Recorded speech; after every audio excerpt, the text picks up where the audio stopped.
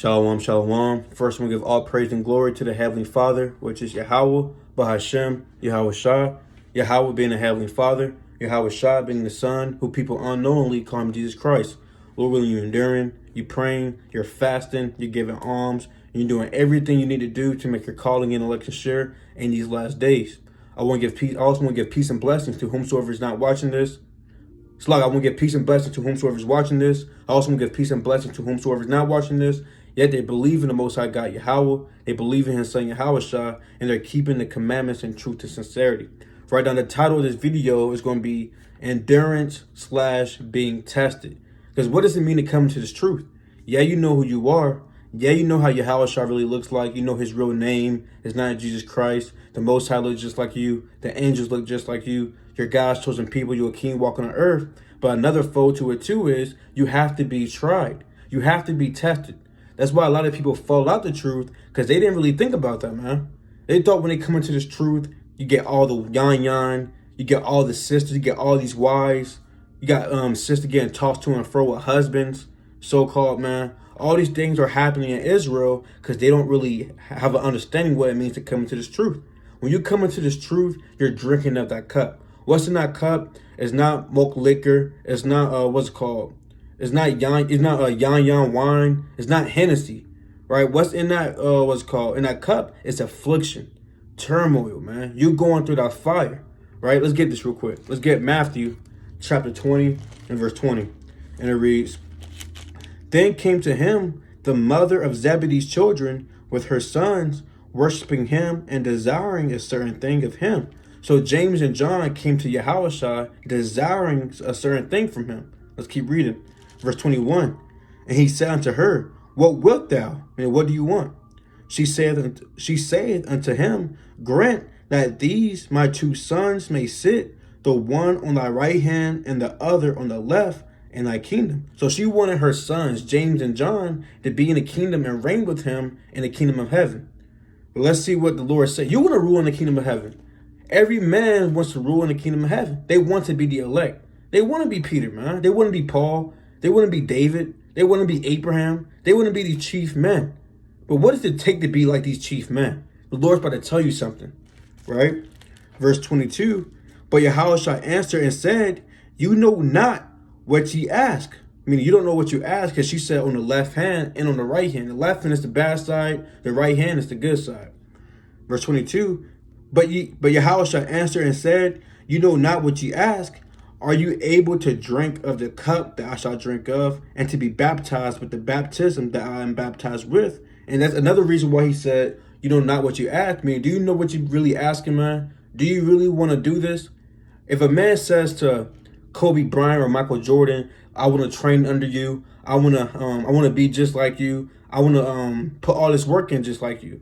Hey, these men, Mayweather might say, are you really knowing what you ask? Do you really know what you're asking, man? Are you sure you want to wake up at 3 a.m. in the morning and work out, then do other things and work out again, then do other things and work out again? Are you sure you want to put your body through this much pain to be like me? That's what Yahushua is asking. You don't know what you're asking, man. And then he's going to ask a question. I'm going to read it again, verse 22. But Yahushua answered and said, You know not what you ask. Are you able to drink of the cup that I shall drink of, and to be baptized with the baptism that I am baptized with, man? I mean, are you able to go through the things that I'm going to go through? Being persecuted, having your own people hate you, getting beat and stoned and whipped, man, getting betrayed. Are you able to go through these things that I'm about to go through? Let's see what they said. They say unto him, We are able. James went through it. When you read Acts chapter 12, he drank of that cup, man. Right? John drank of the cup. Peter drank of the cup. And if you're in this truth right now, you're going through affliction, you're drinking of that cup. Now, it's not going to go down smoothly. It's going to go down like spikes. It's going to hurt. Like that Hennessy you throwing back.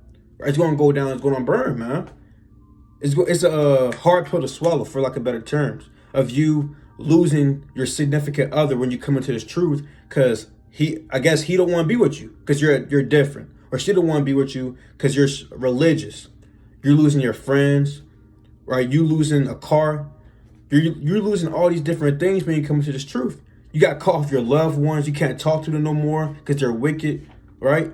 it's a bitter thing to swallow. You might have to get put to death in this thing. I might have to get put to death in this thing. That's a hard pill to swallow, man. That you can't do your own things anymore. You have to do the will of the Most High God, man. It's a hard pill to swallow. And that's on a low level, man. Right? I'm going to keep going. Verse 23, and he said unto them, ye shall drink indeed of my cup, and be baptized with the baptism that I am baptized with. But to sit on my right hand and on my left is not mine to give, but it shall be given to them for whom it is prepared of my Father. So there's certain places or certain lots is already prepared, predestined, because predestination in the Bible. You may be prepared to be on the right hand side of the Most High God, which is the good hand side. That's why you have the term righteous. On the right hand side of the Most High God, meaning righteous. The left hand side, wicked, destruction. Read Matthew chapter 25 and verse 34 and down. It tells you on the right hand side, they get the kingdom of heaven. I believe verse 41, they get destroyed, man. Right? So let's get into these precepts. Let's go to Sirach chapter 2. Because I know some brothers or sisters may be feeling weary. They may be feeling like the Lord's not dealing with them. Even though the Lord is dealing with them, or else you wouldn't be going through the things you're going through, man. I heard a story. It's unbelievable. It's like it has to be of the Lord. But that's how I know the Lord is divine, a divine intervention. The Lord had to happen. I'm not going to put the brother's business out, but it's like, dang, man. The Lord is really with him. Yeah, it might seem bad. Like, yeah, he's going through it. But when you really think about it, the Lord had to, from on high, cause that to happen, man. Definitely not a coincidence. Right? So let's go to Sirach. Chapter 2 and verse 1. Classic. And it reads, my son, if thou come to serve the Lord, prepare thy soul for temptation. So if you want to serve the Lord, you're talking about I want to be on fire for the Lord, I want to be the elect, you have to prepare your soul for temptation. Because now you're a threat. When Satan sees that you're waking up, guess what? He's going to try you. Look what happened with Job.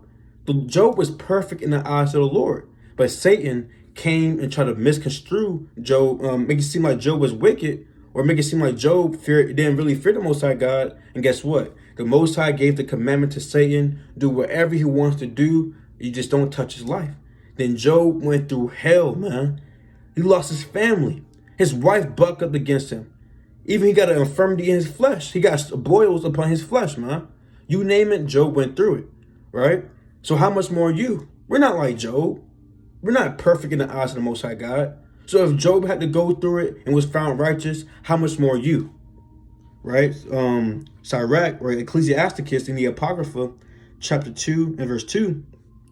Set thy heart aright and constantly endure, and make not haste in time of trouble. So you have to constantly endure, not just sometimes. No, constantly endure. He that endures unto the end, the same shall be saved, man. You have to always endure these afflictions, these temptations. Yeah, judgment follows 7 times, but guess what? He gets right back up. But the mischief, the wicked fall into mischief, right? So you have to always get back up when you fall down into that wicked temptation. You have to always continue to endure when you're going through affliction. Your car might get towed. You can't pay your bills. Can't find a job. You're working for minimum wage. People at your job hate you. You're getting persecuted by your family. A car blows up. You name it, guess what? The Lord got it. But you have to endure that, man. The Lord would never give you something that's too hard for you. That's in 1 Corinthians, man. He would never give you something that you can't endure. So wherever it's upon you, you got to take that on the chin. Hey, boxers, they get punched all the time, man. I was telling a brother, hey, Mayweather, he got punched a couple of times, and he kind of stumbled. He got hit on that chin. But guess what? He still won the fight. He still have a perfect record, man. Right? So that's how we got to be. Yeah, we're in a fight right now. Right now, it's the 12th round right now. It's either you going to win or Satan's going to win. He might hit you with 1 minute left on that chin. You stumble, man. Right? But you don't fall down. So it doesn't count. It's not a knockdown or anything like that. So you got to swing back and knock him down, man. It's either you or him. Right? Sirach chapter 2 and verse 3. And it reads, cleave unto him and depart not away, that thou mayest be increased at thy last end. Like Job, he endured unto the end of his affliction, man. Then the Lord showed mercy. Then let's get that real quick, right? Let's get that real quick in Job 42. The Lord showed mercy and gave him manyfold, man, and blessed him a lot. I don't know how to quote it real quick. I forgot how it goes. But let's get Job 42 and verse 10. All right, so lock your bird, man. It's the book of Job, chapter 42 and verse 10. And it reads, "And the Lord turned the captivity of Job when he prayed for his friends." What's that captivity? It's not captivity with shekels on your hands, on your feet, and that yoke of iron upon your neck. That's not the captivity he's talking about. You can be captive to affliction. You can be a captive to sin. You can be captive to many different things. Like, we're captive in this flesh, man. You can be captive to many different things. So this captivity is talking about the affliction Job was in. When you're going through a lot, that's your season of affliction. You have a season of prosperity and you have a season of affliction, man. Right? So when you're in your season of affliction, you're captive to being afflicted, to being in that fire, man. Don't forget. But watch this though. It says, "In the Lord," Job 42 and verse 10, "And the Lord turned the captivity of Job when he prayed for his friends. Also the Lord gave Job twice as much as he had before," man. The Lord will give you twice as much when he gives you mercy and will make you return from that captivity that you're in to affliction, man. So you gotta always set your mind up right. Yeah, your beginning is small, but your latter end, it will be increased, man. You'll get double fold, right? So you gotta always keep that in mind and never forsake the Most High God, right? This is the book of Sirach, chapter 2 and verse 4, and it reads, "Whatsoever is brought upon thee, take cheerfully, and be patient when thou art changed to a low estate." That's cold right there. That cuts me. That cuts a lot of people. You said take cheerfully, not get an attitude, not get upset. Jake known for smacking his teeth. Man, why I gotta go do this, man? That's smacking the teeth spirit, man. That's madness. That's off. The Lord said, take cheerfully. Paul said in Philippians 4 and verse 11, he knew how to be abased and he knew how to, what's called bound, paraphrasing, man. Right? Basically, he knew how to prosper. He knew how to be afflicted, but he knew how to be content in this thing. Let's get that real quick. And that's how we have to be. When we're going through afflictions, we have to know how to be content. We have to know how to take that cheerfully. That the Most High God is dealing with us, man. Because, man. Let me get this real quick. This book of Philippians chapter 4 and verse 11, and it reads, "Not that I speak in respect of want, for I have learned in whatsoever state I am, therewith to be content." So Paul went through a lot. So this really a wisdom and counsel from Paul, who went through a lot and had a lot of experience. So we ought to take it. So he said that not that I speak in respect of want, for I have learned in whatsoever state I am, therewith to be content. We have to learn that. Paul had to learn that. Not to get an attitude, not to endure and just flee back to the world because it's easier. No, be content. When you have nothing in your pockets touching the thigh, right? You have no money in your account. You're overdrafted. You're in the negatives, bankrupting this thing, man. Right? When you're homeless, be content. We be out there in Atlanta, hey man, every week I get humbled. Homeless man says, I asked him, "How you doing, King?" "I'm blessed." While pushing a cart with the clothes in it, man. I'm like, damn, with a smile on his face. While you have a roof over your head. You have a bed you can go back to. You have a safety net with your parents, man. You have a fan in your room. You have all these different things, yet they're out there in the hot, when the sun is out, in the cold, when the sun is down, yet they're blessed. Because they know how to be content. Right? Verse 12, "I know both how to be abased, and I know how to abound. Everywhere and in all things, I am instructed both to be full and to be hungry, both to abound and to suffer need." So Paul knew how to be content in certain situations. And if anybody went through it, it's Yahweh and Paul. They went through a lot, man. Right? So let's go back to Sirach, chapter 2 and verse 5. And it reads, "For gold is tried in the fire, an acceptable man in the furnace of adversity," man. So, hey, that gold, you're that gold, man. But when you first dig gold in that cave mine, you might go to California and find gold in the beach. It's going to have minerals on it. You got to put that gold in a furnace and keep trying it till it comes out as pure gold. We have impurities in ourselves, man. We're not perfect gold yet. We have a lot of sin, a lot of demons, a lot of things we're dealing with behind closed doors, right? That the Lord has to continue to put us in affliction to get rid of that, man. The Lord might put you in a certain position to get rid of that rebellious spirit. He might put you in a certain position to make you more of a man. He might put you in a certain position to make you more of a woman. Before you came into this truth, it was hot girl summer. You're just a girl, man. You're just another ordinary female, like a heathen. But when you came into this truth, you learned certain things. You got wisdom from the elder sisters. Now you're a woman at the age of 19. But yet you got 22 years old at college shaking they behind, man. Acting like little girls, acting like females. While you 19, you 20, you're acting like a woman of the Lord. You're acting like Sarah. You're acting like Rebecca, right? Not a lot of females like that. You're only 19 years old. I know an 18-year-old young man who's a man in this thing, man. Got a job, right? He does the work of the Lord, right? In truth and sincerity. He's only 18, while you have 24 years old who's a pothead, man, in the streets, shooting his own brother, man. Walking down the Atlanta streets, ATL, doing madness, man. Fighting, right? Bucking up against the Lord, right? Just smoking, right? Just hanging out with females. They want to be seen. They're riding. While this man of the Lord, you might be 18, might be 19, 20, 21, you name it, right? 22, 23, you so on and so on. You might be an elder, man. But while you have young men out there, right? You also have young men, or not young boys, right? I'll say boys that's not in the truth, that's being wicked. They're driving in Atlanta on a Saturday, on a Shabbat, when the sun is still up, right? Passing the men of the Lord, shaking the hand, blasting music, man. So the Lord's not dealing with them, man. When you come into this truth, the Lord turns you from a boy to a man. That's First Corinthians chapter 13 and verse 11. You put away childish things, man. When you was in the world, certain things was kind of entertaining. But when you come to this truth, it's not as entertaining anymore. You find no pleasure in it.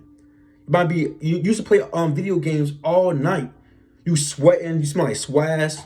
It stinks. You be on the game all day and all night. From when you woke up to when you're going back to sleep again.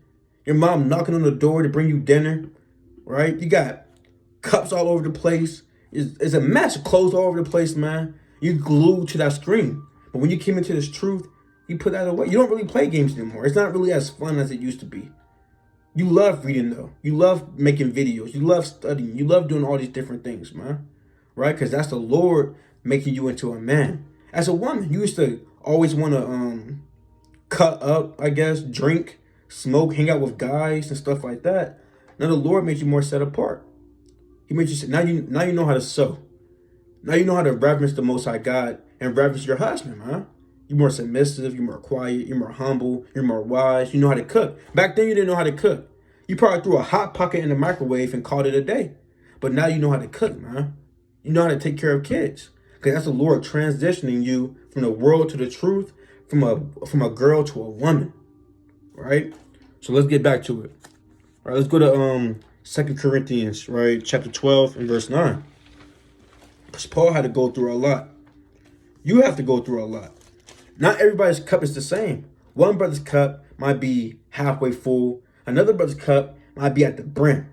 If you kind of move that glass, you got stuff coming out, man. You got the drink coming out. And some might be all the way at the bottom. It's just a little tiny gulp. It's not even a gulp, right? You just got to put your tongue in it. It will soak it all up. So all of our cups are not the same, but you still have to drink it, man. I can't drink your cup for you. Your own sister can't drink your cup for you, man. You have to drink your cup. It's either you're going to drink it or you're going to tap out. This is the book of 2 Corinthians, chapter 12 and verse 9, right? And it reads, Shalakia. I'm going to start at verse, I'll start at verse 7, all right? I'll start at verse 7, and it reads, unless I should be exalted above measure through the abundance of the revelations, there was given to me a thorn in the flesh, the messenger of Satan to buffet me, lest I should be exalted above measure. So, Paul was dealing with a certain demon, a certain infirmity, that he besought the Lord 3 times. A complete amount of times. But let's see what the Lord said. For this thing I besought the Lord thrice, that I might depart from me. And he said unto me, My grace is sufficient for thee, for my strength is made perfect in weakness. Most gladly, therefore, will I rather glory in my infirmities, that the power of Christ may rest upon me. So you might have a certain infirmity. You may be going through certain things that you really can't just, you're in a certain environment that you just can't handle, man. You just can't do nothing about it. The Lord said, my grace is sufficient for thee, man. For in your weakness, that's where you get your strength, from your weakness. You over here doing curl-ups, right? You benching, you can't really go, right? And you just fall. Next thing you know, a week later, 2 weeks later, you can do it now. Because that's that muscle. Yeah, you was weak at first, but that's where you get your strength. Now you have a huge bulge on your biceps, on your triceps. You have a huge bulge now. Why? Because when you was working out, yeah, you was weak at first, but now guess what? You got muscles. You have a whole gorilla back because you was working on your back, man. Right? Same thing with us in this truth. You may feel weak right now. You may feel stressed out, depressed. When you come out of that affliction and you look back on how everything used to be, you're gonna be like, damn, I can't believe I grew like that, man. I can't believe I actually overcame that. If I go through that now, it's gonna be easy, man.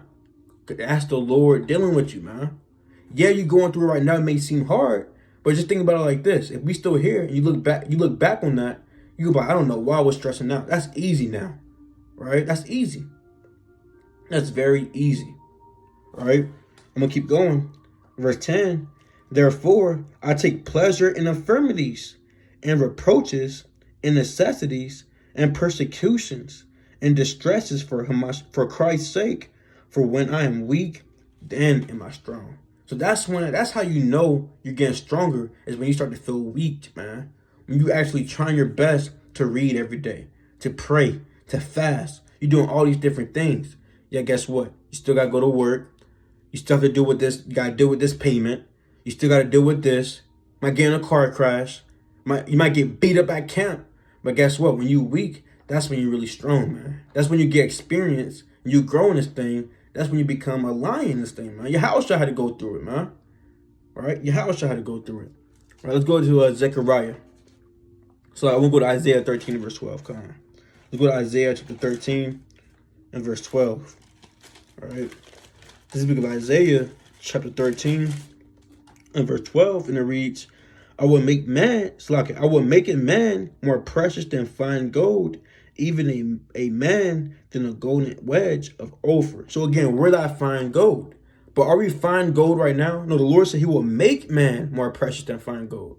We're not made more precious than fine gold right now, man. Jake still deal with a lot of demons. Jake is depressed. Jake got a lot of things they deal with behind closed doors, and they're fighting their own demons. They got that song, me versus me. That's how it really is. You versus you. Your old man versus the new man, right? You got to deal with it every single day. You go through a lot. That's the Lord putting you in that furnace, man. And it's hot. You melting away. All those wicked sins are melting away, man. Let me get this real quick. Let's go to Wisdom of Solomon in the Apocrypha, chapter 3. I'm going to start at verse 5.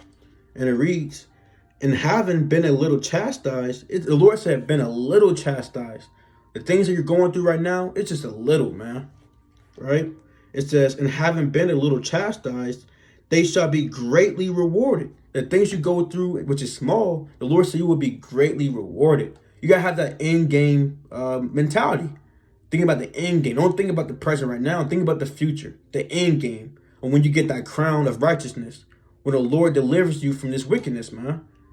Right? If you think about the end game, guess what? You're already steps ahead. Right?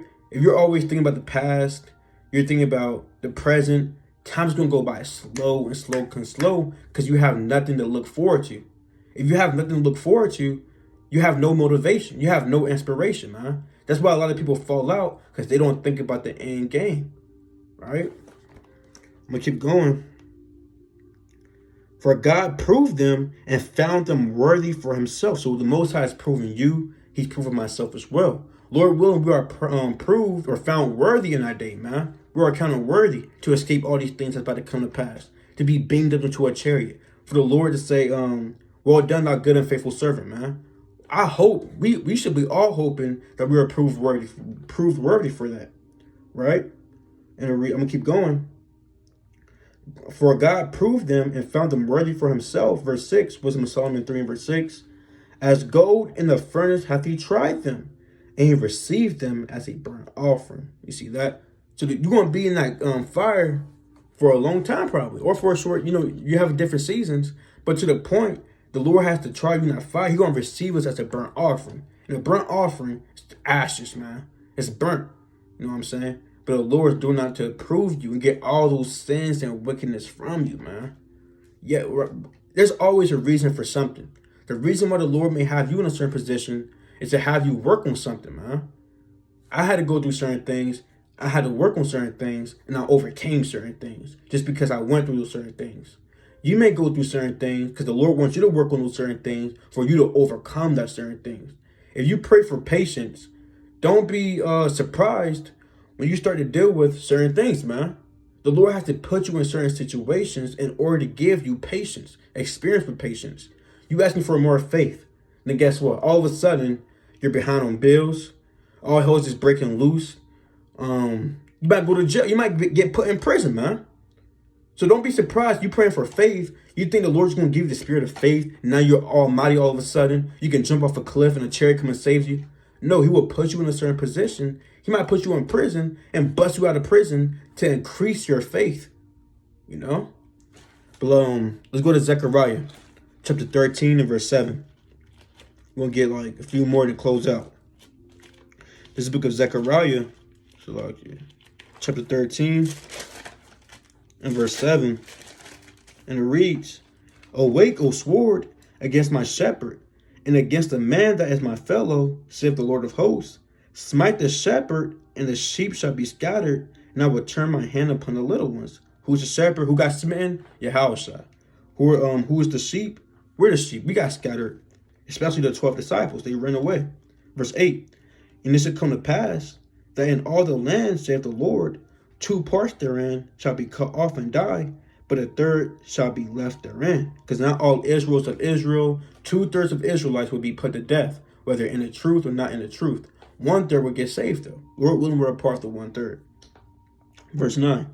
And I will bring the third part through the fire. So if you're chosen, you're part of that 1/3, you're going to be in the fire. You're going to be catching hell like no other, man. You think these people in the world catching hell? They're at the View Bars and Grill on Peachtree Street, kind of next to Hooters. They might get done with View Bars and Grill. They might walk across the street and go to Hooters to peek at something, man. Madness. You think they having a bad time? They're having a so-called good time. Just lusting, right? I'm gonna keep going. And will refine them as silver is refined, and will try them as gold is tried. They shall call on my name, and I will hear them.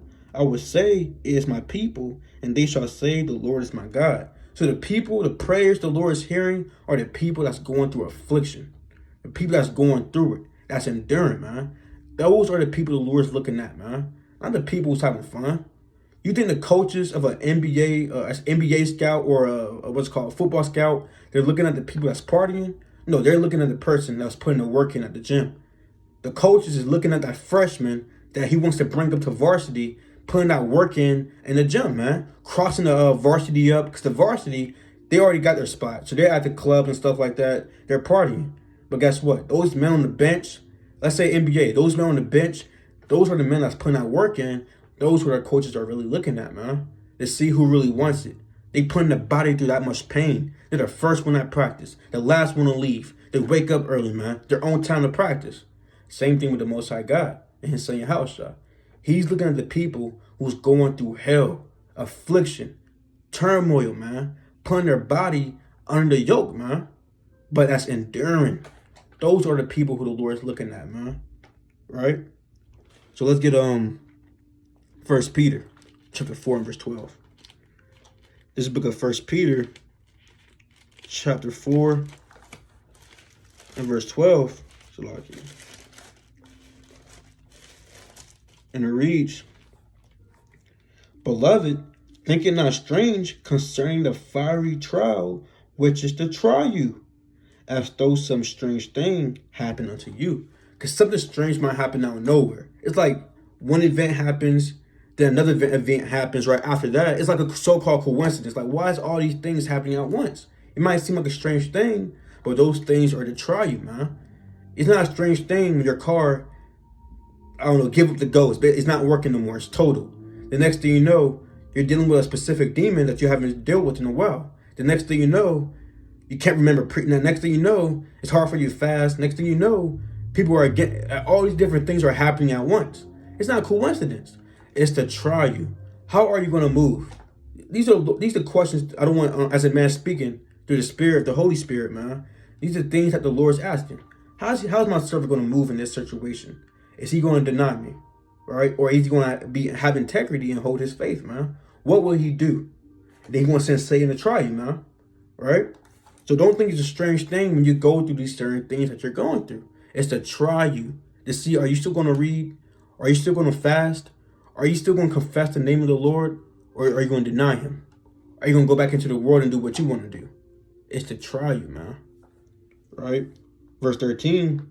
But rejoice inasmuch as you are partakers of Christ's suffering, that when his glory shall be revealed, you may be glad also with exceeding joy. So guess what? Christ suffered as well. If Christ suffered, the Most High tried Christ, and he had to suffer, how much more you? Christ was perfect. We're wicked, man. We're sinners. So if you had to try Christ, how much more you? If Christ had to suffer, you're going to suffer, man. We are not above our master. We're not above our master, man. So whatever Christ had to go through, just go ahead and put it to your mind, get that mentality. I gotta go through it too. All right, and it is what it is. All right, let's get Matthew chapter 10 and verse 22. This is the book of Matthew, chapter 10 and verse 22, and it reads, "And you shall be hated of all men for my name's sake." And that's a big thing that's going to come on the earth. You being hated. Enemy number one. People might start shooting at you, putting you to death, like it says in John 16, verse 1 and verse 2, thinking they're doing the service of the Most High God. Salakia. They're going to hate you. They might call you a terrorist, a cult. They're going to call you all these different things. You think the Arabian man had it bad with, not Saddam Hussein, what's his name? Osama bin Laden, if I'm saying his name correctly. They did a false flag on them, and guess what? All these Arabian people, Ishmael, they got looked at bad. Every time you get on a plane, you got people give him the nasty eye. He might get kicked off the plane, and his luggage get thrown on him, man. Right? If they did that to them, how much more you? This is the truth too. So how much more you in a day when all men, all nations will hate you? You won't be able to have a job. You go into public, they're going to beat you up and steal your groceries, man. They're going to spit on you. They're going to kill you. So if you can't endure the affliction now, how are we going to endure the afflictions that's to come? We still have to go through Jacob's trouble, man. So we're really not going through anything. That's why we have to pray for more faith. Pray for endurance. Pray for the sure mercy. Pray for the mercy, the sure mercy of David. Yeah, you can pray for mercy, but pray for the sure mercy of David, man. The Lord gave you sure mercies, right? Because we go off all the time, man. So we need those sure mercies, man. We need Yahweh to beseech the Most High God to be merciful to us, man. All right? Salakia. Let's get a few more again. We're going to close out. Let's get Salakia. Acts chapter 9. Acts chapter 9, verse 15. This is the book of Acts, chapter 9, and verse 15. And it reads, "But the Lord said unto him, Go thy way, for he is a chosen vessel unto me." So you may be a chosen vessel unto the Most High God. But let's see what the Lord wants these chosen vessels to do. "To bear my name before the Gentiles and kings and the children of Israel."